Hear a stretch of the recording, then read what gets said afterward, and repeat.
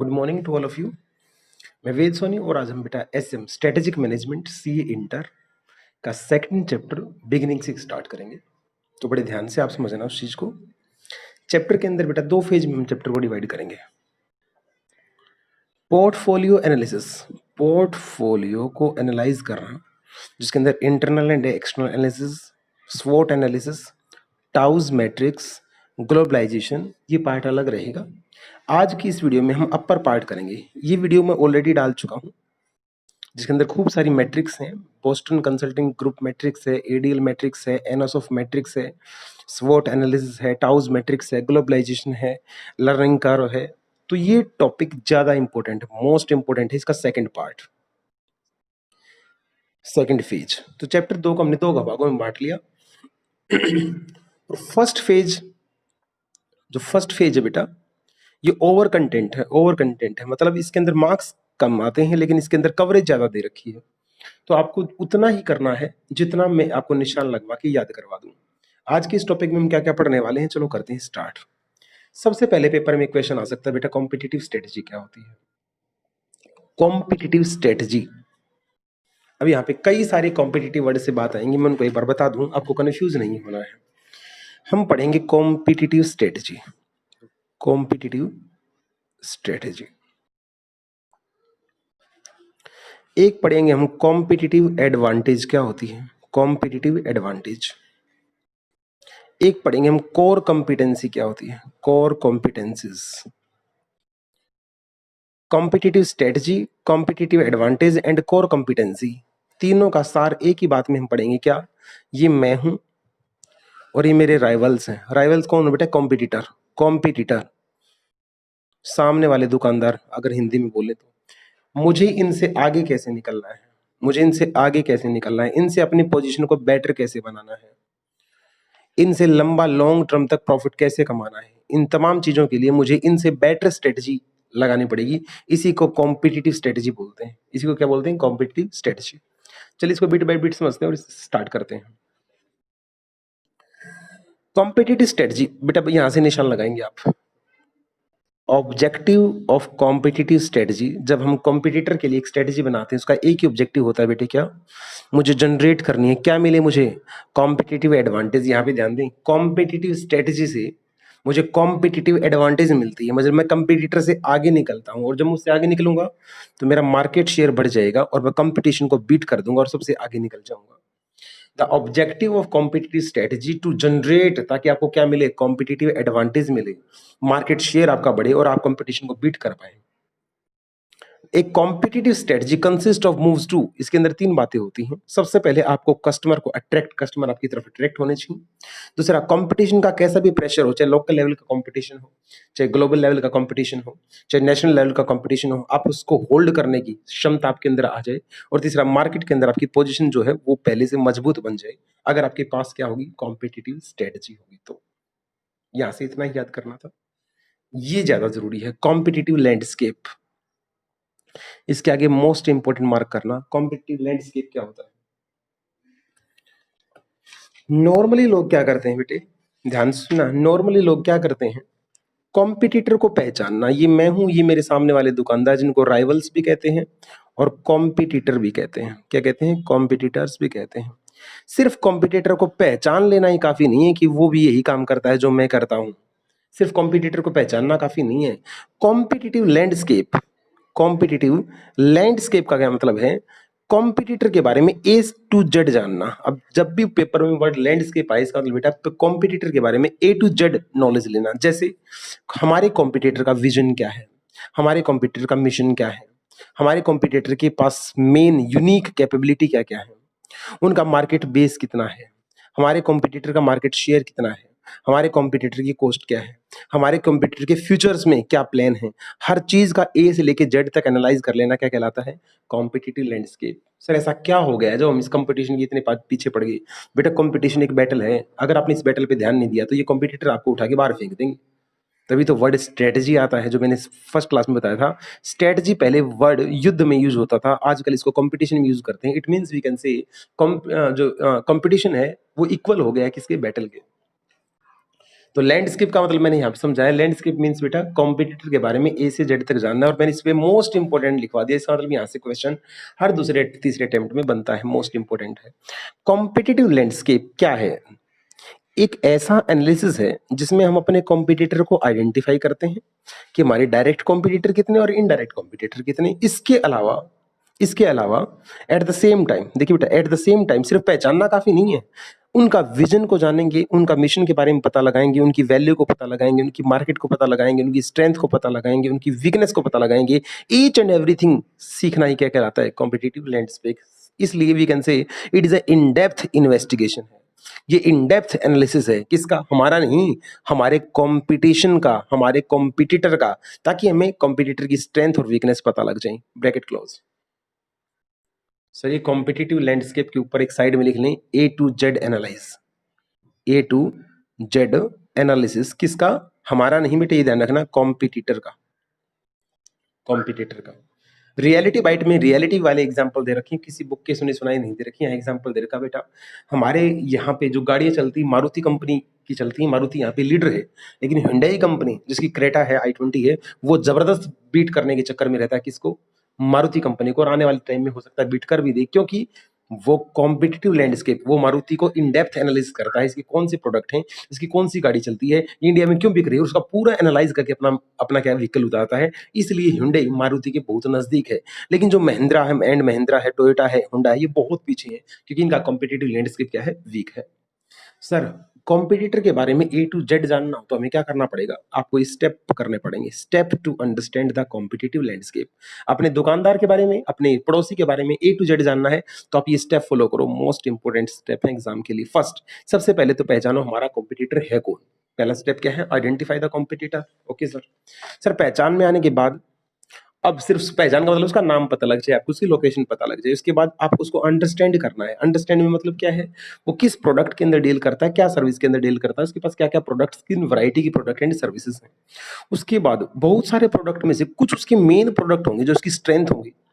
मेरा कॉम्पिटिटर किस नाम से, किस बात की वजह से जाना जाता है, उसकी फाइनेंशियल पोजीशन कैसी है, उसका कॉस्ट और प्राइस का क्या रेशियो है, वो अब क्या करने वाला है, उसकी सारी स्ट्रेंथ का पता लगा लो।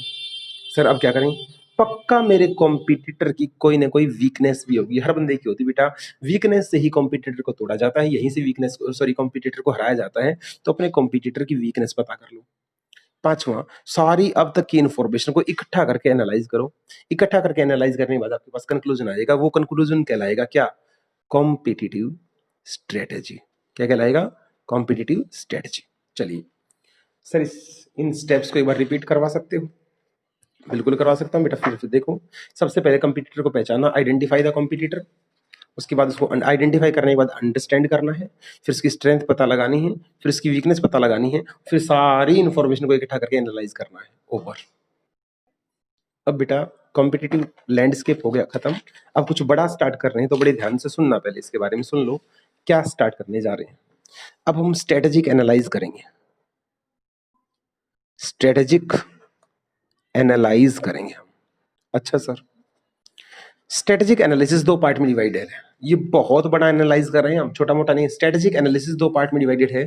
फर्स्ट है इंडस्ट्री का analyse, industry and competitive analysis, और दूसरा है बेटे स्वॉट एनालिसिस। ये तो हमें आता है, इसको हमने सेकेंड हाफ के अंदर ऑलरेडी कवर कर लिया है। ये इंडस्ट्री का और पूरे कंपटीशन का इकट्ठा एनालाइज कैसे करें सर? सर पूरी इंडस्ट्री का एनालाइज करना कोई आसान बात नहीं होती, पूरी इंडस्ट्री को जानना है। तो इसके लिए हमें क्या करना पड़ेगा? स्टेप दर स्टेप चलना पड़ेगा, तभी जाके हम पूरी इंडस्ट्री को एनालाइज कर पाएंगे। लेकिन ये स्ट्रेटेजिक एनालाइज सुनने में जितना आसान है, उतना करने में मुश्किल है। उतना करने में क्या है? मुश्किल है। सर ऐसा क्यों? मुश्किल क्यों है? मुश्किल तो कोई भी चीज नहीं होती बेटा। लोग कॉपी करते हैं, लोग क्या करते हैं? कॉपी, और कॉपी करके उस चीज को करते हैं ट्राई, और वो फिर क्या होते हैं? फेल, और उनका पैसा जब तक सारा बर्बाद हो चुका होता है। अल्टीमेटली बेटा मैं यहाँ ये बताना चाहता हूँ, जो बंदा जिस टाइम पे जो दिखता है ना, वो हमें दिखता है यार ये पैसे कमा गया, अरे यार इस फील्ड में बहुत पैसा है, चलो इस फील्ड में चले जाते हैं। अरे यार वो बंदा हमारे गांव का था, इतना मोटा पैसा कमा गया, चलो उसका काम स्टार्ट कर लेते हैं। लेकिन वो वहां तक पहुंचा कैसे है? इसका मतलब सर हर बंदे को इंसान का फ्रंट एंड दिखता है। फ्रंट एंड जो सामने है, उसके पास गाड़ी है, कोठी है, पैसे हैं, बंगला है, उसके पास बिजनेस है, उसके नौकर हैं, चाकर हैं, ये तो दिख रहा है, लेकिन इसके पीछे बैक एंड में उसने क्या क्या किया है, उसने कहाँ धक्के खाए हैं, कहाँ कहाँ संघर्ष किया है, क्या किया है, ये किसी को नहीं दिखता, ये फैक्ट है। और हम सिर्फ इसको देख के अपनी स्ट्रेटेजी बना लेते हैं और बुरी तरीके से उन मुंह गिरते हैं। इसलिए स्ट्रेटेजिक एनालाइज करने से पहले 3 इश्यू को कंसीडर करना चाहिए। मोस्ट इंपॉर्टेंट क्वेश्चन है, write down the issue to be consider for या before strategic analyse. Strategic analyse करने से पहले कौन सी ऐसे 3 इश्यू हैं, फर्स्ट, सेकंड एंड थर्ड, जो आपको हर हालात में इश्यू कर लेने चाहिए, कंसीडर कर लेने चाहिए। फर्स्ट बेटा, स्ट्रेटेजी इवोल्व जन्म लेती over a period of time. Strategy एक पीरियड ऑफ टाइम से बनती है। दूसरा है, आपको एक बैलेंस बना के, इनको मैं डिटेल में बताऊंगा, एक बार लिख लो, balance of external and internal. और तीसरा है, मार्केट के अंदर रिस्क को कंसीडर किए बिना आप एनालाइज नहीं कर सकते। सर पहला बताओ, ये क्या आपने लिखा?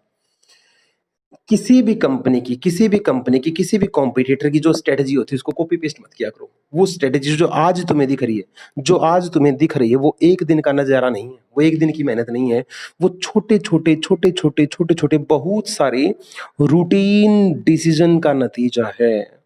अगर तुम्हें एक बॉडी बिल्डर दिखता है जिसकी बॉडी में अच्छे खासे कट हैं, तो तुम्हें लगता है यार ऐसी जैसी बॉडी वो एक दिन में नहीं बनी बेटा, उसके लिए उसने कितनी लाखों बार पसीना बहाया है, छोटे छोटे रूटीन डिसीजन लिए हैं, डाइट कंट्रोल की, तब वो ऐसा बना है।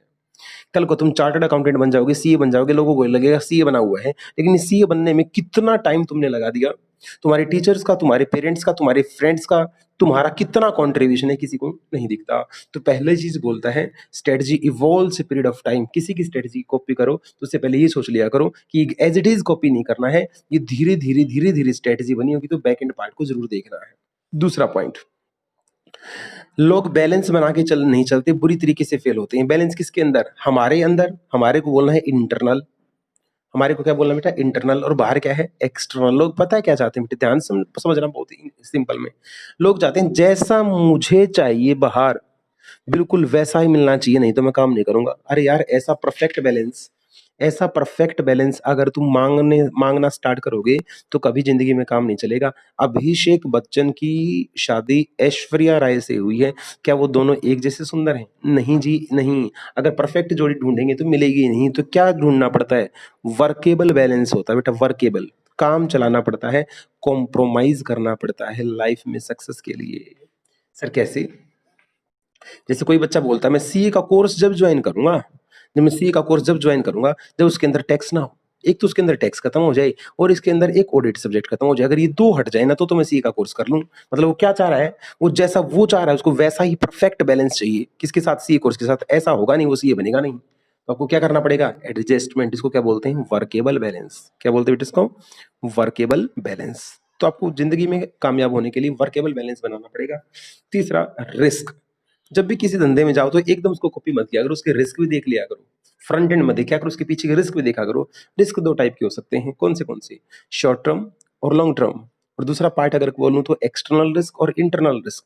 जो अंदर से आते हैं वो इंटरनल, जो बाहर से एनवायरमेंट से आते हैं वो एक्सटर्नल, जो कुछ टाइम बाद होके चले जाएंगे शॉर्ट टर्म, और जो लंबे टाइम तक इफेक्ट करेंगे long term. For example corona. चलिएगा जी, तो ये 3 पॉइंट थे। पेपर में फ्लैट क्वेश्चन आता है, कौन से इश्यू आप कंसीडर करेंगे कब कंसीडर करने हैं? जब आप स्ट्रेटेजिक एनालाइज करोगे। तो फटाफट बेटा तीनों पॉइंट मेरे से रिवाइज करवाना एक बार। फर्स्ट, सर स्ट्रेटेजी, जो भी स्ट्रेटेजी होती है किसी भी की, evolve A period of time, उसमें बहुत टाइम लगता है, रूटीन डिसीजन लगते हैं, छोटे डिसीजन होते हैं, इसलिए एज इट इज कॉपी नहीं करेंगे। दूसरा, हम सर परफेक्ट बैलेंस मांग रहे हैं, लेकिन हमें कौन से बैलेंस से काम चलाना पड़ेगा? वर्केबल बैलेंस से काम चलाना पड़ेगा सर। और तीसरा, जब भी कोई काम करेंगे, एनालाइज करेंगे सर, उसके रिस्क जरूर कंसिडर करेंगे। रिस्क 2 टाइप के होते हैं sir, short term, long term, और एक्सटर्नल और इंटरनल। बधाई हो बेटा, स्ट्रेटेजिक एनालाइज के इशू आपके खत्म हो चुके हैं। स्ट्रेटेजिक एनालिसिस के इशू खत्म हुए हैं, एनालाइज कैसे किया जाता है वो तो अभी स्टार्ट होगा बेटा। किया कैसे जाता है एनालाइज, वो तभी स्टार्ट करना है। ये तो मैंने खाली इश्यूज समझाए अभी तक आपको। ओके सर, लो बेटे, ये रहा आपकी स्क्रीन पर स्ट्रेटेजिक एनालिसिस। ये बहुत बड़ा एनालिसिस है, साइड में लिख लो, बहुत बड़ा एनालिसिस है। इसमें 2 पार्ट कवर करेंगे, एक तो पूरी इंडस्ट्री का एनालिसिस, और एक अपनी स्ट्रेंथ, अपनी वीकनेस, अपनी पोजीशन, मतलब स्वॉट का एनालिसिस। ओके सर, यहाँ पे क्यू मार्क करें फटाफट, जो मैं तुम्हें समझा चुका हूँ क्वेश्चन। इशू टू कंसीडर, कौन से इशू कंसीडर करोगे जब स्ट्रेटेजिक एनालिसिस करोगे? फर्स्ट, स्ट्रेटेजी बनती है over a period of time.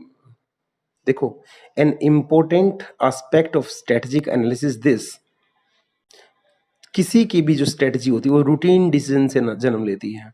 किसी की स्ट्रेटजी एक पर्टिकुलर पॉइंट ऑफ टाइम पे छोटे छोटे स्मॉल डिसीजन से होकर निकलती है over the extended period of time. मैंने बॉडी बिल्डर का और सी का एग्जांपल दिया था। बैलेंस, बैलेंस कौन सा बैलेंस से काम चलाना पड़ेगा? A perfect match between two may not be feasible. Perfect match ढूंढोगे तो फंस जाओगे। स्ट्रेटेजिक एनालिसिस इन्वॉल्व, इसके अंदर आपको एक वर्केबल बैलेंस चलाना पड़ता है ताकि आप काम कर पाए। Bracket close. तीसरा जो इश्यू था बेटा वो रिस्क का था। रिस्क, रिस्क के अंदर भी आपको एक बैलेंस बना के चलना पड़ेगा। फिर रिस्क के आपको यहाँ टाइप की बात करनी है। टाइप में बता रखा है रिस्क शॉर्ट टर्म भी होता है, लॉन्ग टर्म भी होता है, इंटरनल भी होता है और एक्सटर्नल भी होता है। एक्सटर्नल वो होता है जो बाहर से आता है, इंटरनल जो इंटरनल द ऑर्गेनाइजेशन जन्म लेता है। तो इस टॉपिक को ज्यादा लंबा नहीं खींचना, 2 पॉइंट लिखने हैं रिस्क टाइप के। रिस्क के टाइप ये कौन से टाइप का होता है। उसके बाद फिर तुम्हें यहाँ इंपॉर्टेंट मार्क करना है।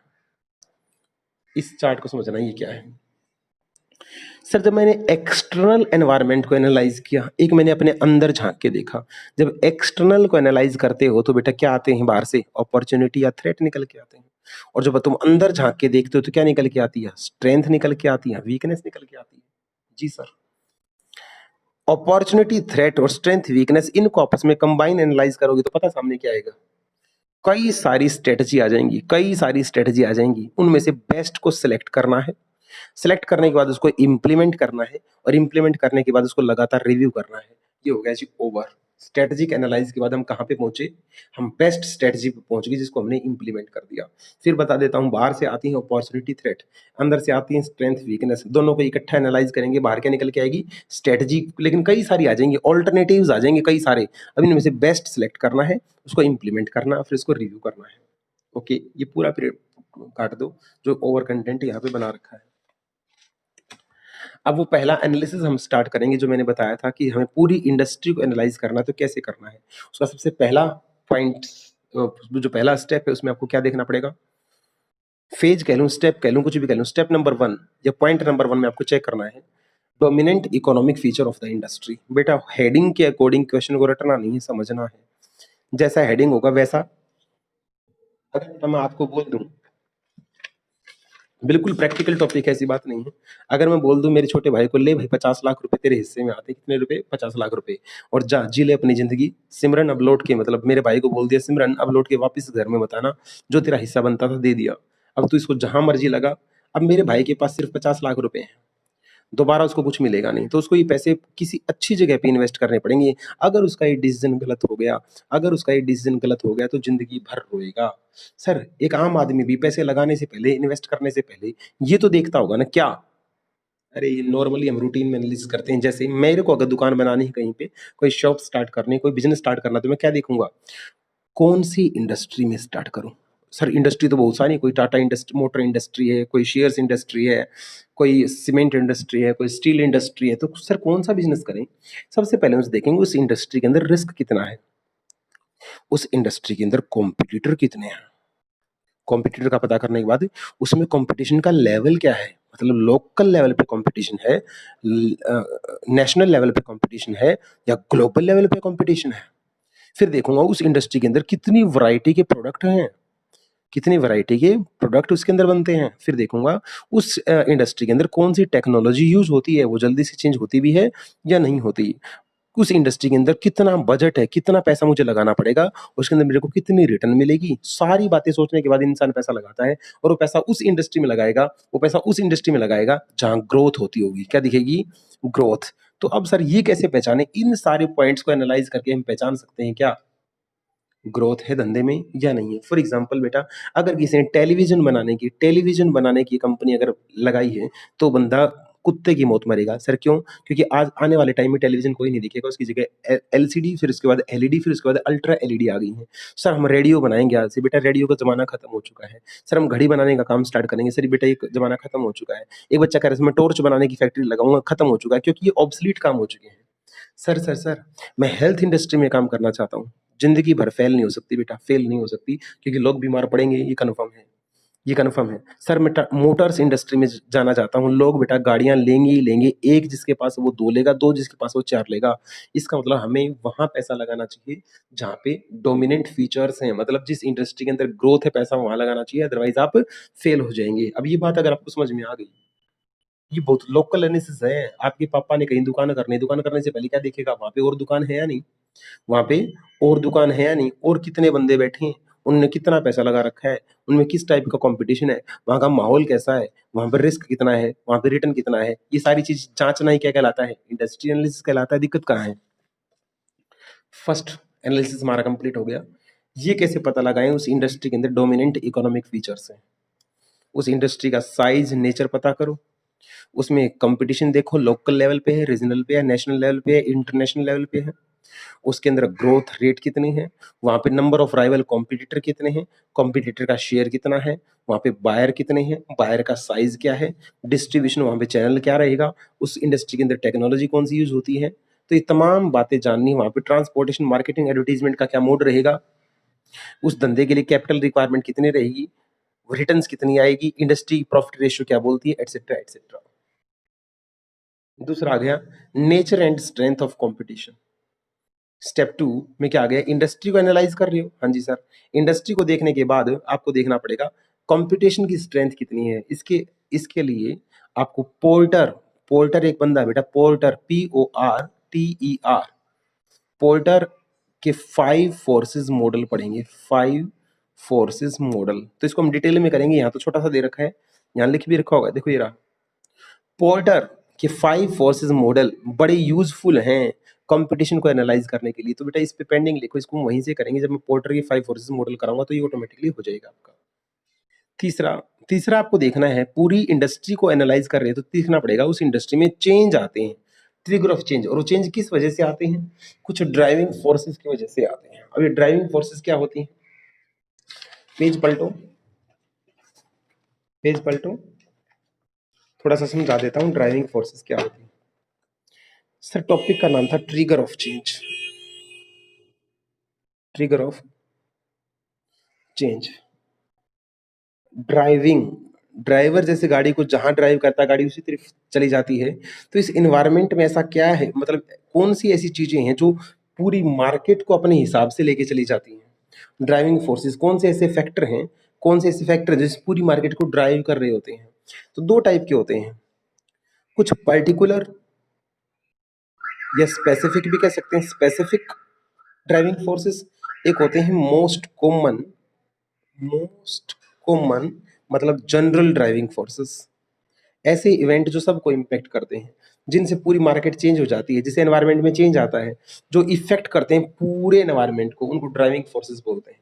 देखिएगा कोरोना के बाद, आप बताओ, कोरोना एक ऐसा इवेंट था, एक ड्राइविंग फोर्सेस था जिसकी वजह से चेंज आया है।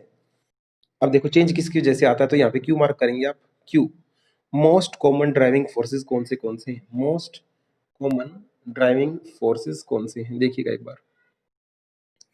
Sir internet and e commerce ने सारा सिस्टम चेंज कर दिया, तो ये क्या है, एक ड्राइविंग फोर्सेस है। जैसी इसकी रफ्तार होगी वैसा ही एनवायरनमेंट बदलेगा। ग्लोबलाइजेशन की वजह से पूरी मार्केट पे इफेक्ट पड़ता है, इंडस्ट्री की ग्रोथ रेट की वजह से पूरी मार्केट पे इफेक्ट पड़ता है। जब भी कोई नया प्रोडक्ट लॉन्च होता है पूरी मार्केट के अंदर तहलका मचता है। तो अल्टीमेटली ये कौन से फैक्टर है जिनसे पूरी मार्केट में हड़बड़ाहट मचती है, उसको ड्राइविंग फोर्सेस बोला जाता है। मार्केटिंग इनोवेशन में क्या है, कितने बंदे नए आए हैं, कितने छोड़ के गए हैं, टेक्निकल नो हाउ किसके पास है, और कॉस्ट एंड एफिशिएंसी का क्या इशू है। ये तमाम चीजें कहलाती हैं मोस्ट कॉमन ड्राइविंग फोर्सेस। कुछ तो ऐसे ड्राइविंग फोर्सेस होते हैं जो किसी पर्टिकुलर को इफेक्ट करते हैं, उसको बोलते हैं पर्टिकुलर ड्राइविंग फोर्सेस। लेकिन कुछ ऐसे होते हैं जो सभी को इम्पैक्ट करते हैं, उसको बोलते हैं general category. Most common driving forces के एग्जांपल पेपर में आ सकते हैं, उन्हें आपको बता दिए। नेक्स्ट स्टेप, नेक्स्ट आ गया बेटा आपका हाउ टू आइडेंटिफाई। अब मार्केट का एनालाइज करने के बाद ये कैसे पता लगे मैं मार्केट में स्ट्रोंग हूं या वीक हूं, मैं मार्केट में स्ट्रोंग हूं या वीक हूं। इसके लिए बेटा एक टेक्नोलॉजी आती है, उसको बोलते हैं स्ट्रेटेजिक ग्रुप मैपिंग। क्या बोलते हैं, मोस्ट इंपोर्टेंट लिखो इसके साइड में बेटा, right A short note on, right A short note on strategic group mapping. क्या पता करने के लिए, ये कैसे पता लगाएं, ये कैसे आइडेंटिफाई करें कि मार्केट में मैं स्ट्रोंग हूं या वीक हूं, ये पता लगाना है आपको। तो क्या करना पड़ेगा बेटे, ये पूरा यहां से इसको कट कर देना और यहां आ जाना, यहां आ जाना। ये स्टेप है, ये 4 स्टेप लगा के आईपैड, इसका निमोनिक क्या है आईपैड, आईपैड लगा के आप पहचान सकते हो अपने आप को, क्या मैं स्ट्रांग हूं या वीक हूं। सर आई से क्या बनेगा बेटा, आई से है आइडेंटिफाई। सबसे पहले आइडेंटिफाई करो कॉम्पिटिटिव की कैरेक्टरिस्टिक, मतलब ये क्या है बेटा, वेरिएबल्स हैं। ये क्या है, वेरिएबल्स, मल्टीपल फैक्टर हैं, इन सभी को इकट्ठा कर लो और इनके आधार पर ये देखो मैं कहाँ पे फॉल करता हूँ। जैसे जैसे जैसे जैसे जो प्राइस वहां पे चल रहा है, प्राइस कैसा चल रहा है उस इंडस्ट्री के अंदर, हाई है, मीडियम है, लो है। मतलब मेरा प्राइस पूरी इंडस्ट्री में कैसा है, मैं सबसे हाई रेट चार्ज करता हूँ, मीडियम रेट चार्ज करता हूँ या लो चार्ज करता हूँ। ज्योग्राफिकल कवरेज क्या है, लोकल लेवल पे कंपटीशन है, रीजनल लेवल पे है, नेशनल लेवल पे है। वर्टिकल इंटीग्रेशन होता है बेटा, चीजों का इनोवेशन करना, नया प्रोडक्ट आना। बिल्कुल नहीं होता, पार्शियल होता है, फुल्ली इंटीग्रेशन होता है। वैरायटी कितनी है, वाइड, बहुत सारी वैरायटी के प्रोडक्ट हैं, कम वैरायटी के प्रोडक्ट हैं। डिस्ट्रीब्यूशन चैनल, मेरे पास एक डिस्ट्रीब्यूशन चैनल है, सम है या ऑल है, सारे के सारे हैं। डिग्री ऑफ सर्विस, मैं वारंटी देता हूँ, गारंटी देता हूँ या नो फ्रिल्स, दुकान से नीचे उतर के मेरी कोई गारंटी नहीं है। तो ये सारे क्या है, वेरिएबल्स। तो सबसे पहले तो आइडेंटिफाई द कॉम्पिटिटिव कैरेक्टरिस्टिक या वेरिएबल्स। देखो लिख रखा, टिपिकली वेरिएबल्स को पहचान लो, सारे वेरिएबल्स को आइडेंटिफाई कर लो। पी, प्लॉट द फॉर्म उन मल्टी वेरिएबल, यहाँ 2 वेरिएबल की जगह आप मल्टी वेरिएबल लिखना, मल्टी वेरिएबल मैप। अब हर जो भी वेरिएबल होगा उसके अकॉर्डिंग आप अपने आप को मार्क्स देंगे। जैसे आपका प्राइस ज्यादा हाई है तो आप हायर पिलर खड़ा कर देंगे, अगर आपका कंपटीशन लो है तो लो को कर देंगे। तो मतलब अल्टीमेटली आपको अपने मार्क्स देने हैं, स्कोर देना है अपने वेरिएबल्स के अकॉर्डिंग। पी से प्लॉट द फॉर्म, पी से plot the form to multi variable map. Third, फिर असाइन द फॉर्म। अब जब आप वेरिएबल्स को स्कोर दे दोगे, मार्क्स दे दोगे, तो आपको पता लग जाएगा मैं कौन से ग्रुप में फॉल करता हूँ। कौन से ग्रुप में, मतलब इंडस्ट्री के कई ग्रुप होते हैं, higher group, lower group, medium group. आप अपने वेरिएबल्स के अकॉर्डिंग पहचान पाओगे। अरे बेटा मार्केट में 100 बच्चे हैं, मान लो सी इंटर के, वेद सोनी के पास 90 बच्चा बैठा, तो मैं क्या हूँ, मैं हायर ग्रुप में हूँ। वेद सोनी के पास 5 बच्चा बैठा, तो मैं क्या हूँ, लोअर ग्रुप में हूँ। वेद सोनी के पास एवरेज 20 से 30 बच्चा रहता है, मैं कहाँ हूँ, मीडियम ग्रुप में हूँ।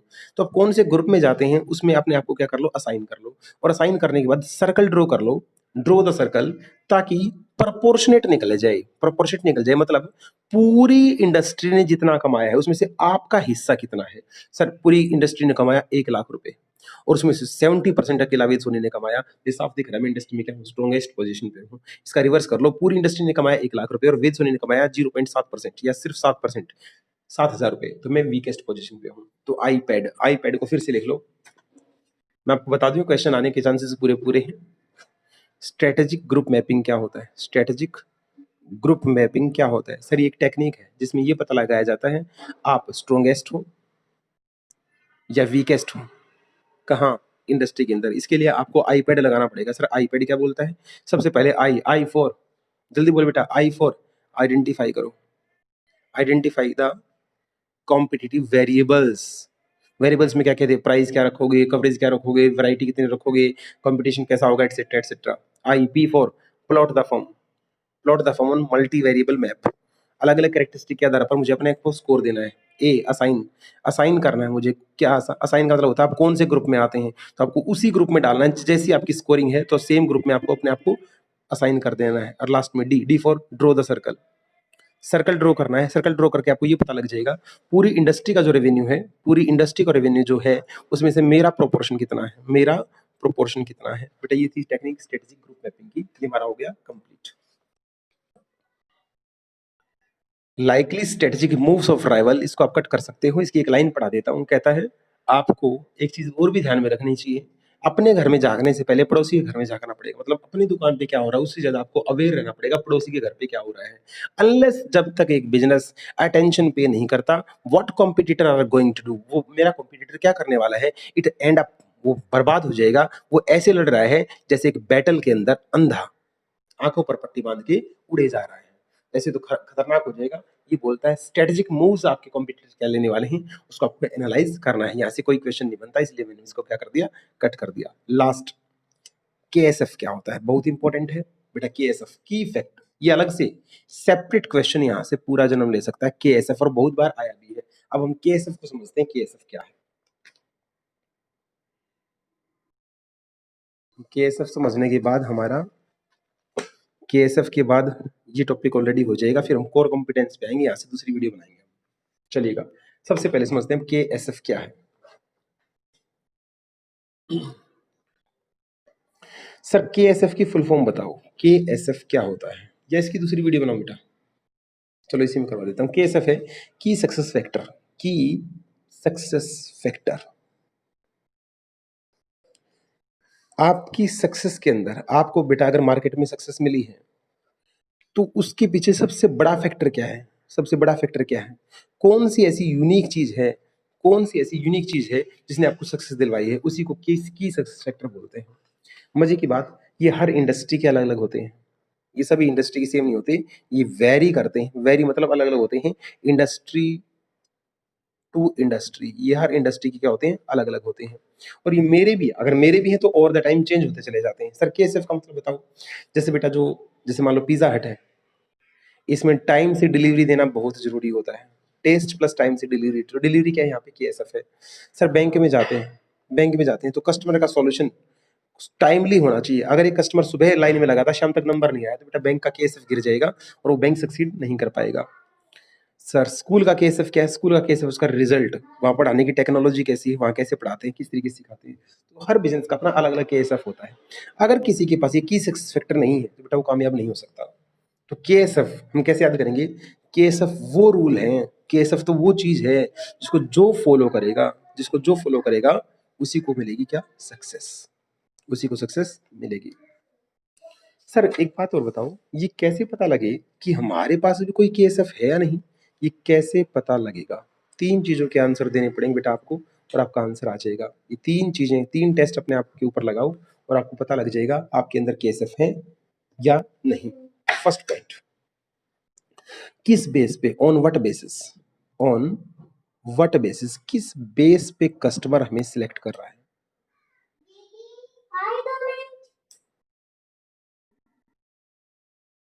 ऑन व्हाट बेसिस, किस बेस पे कस्टमर आपको सिलेक्ट कर रहा है? अगर कोई अलग आपके अंदर यूनिक गुण है तो वो क्या, आपका KSF है। दूसरा, ऐसे कौन से रिसोर्सेज मेरे पास हैं, ऐसे कौन से रिसोर्सेज, कौन सी कैपेबिलिटी मेरे पास है जो मुझे सक्सेसफुल बना रही है?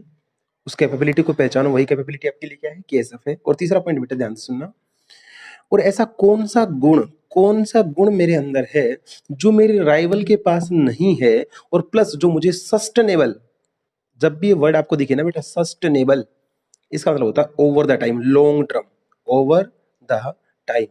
एक होता है शॉर्ट टर्म में एडवांटेज लेना। ऐसा कौन सा गुण है जो मुझे लॉन्ग टर्म में सबसे आगे लेके चलेगा, जो मेरा सस्टेनेबल डेवलपमेंट के लिए जरूरी है, वो गुण, वो आपका क्या है, KSF है। तो तीन पॉइंट थे आपके KSF के।